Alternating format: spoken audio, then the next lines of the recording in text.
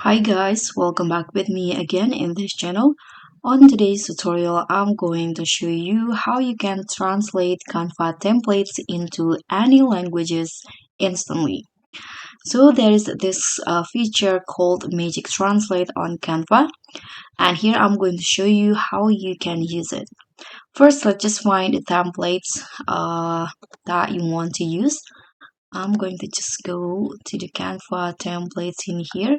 Let's just go with poster template. You can hit on enter and find the templates that you like.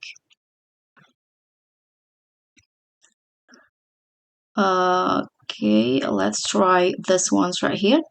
You can click on the templates that you want to use and tap on this customize this template.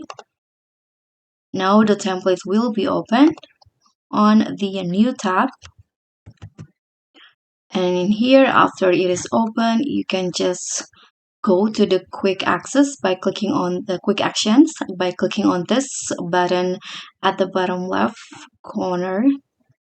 Click on it and then just click on this search bar and find translate. So this is the app translate your design. You can just click on this translate options, translate to, and choose the language.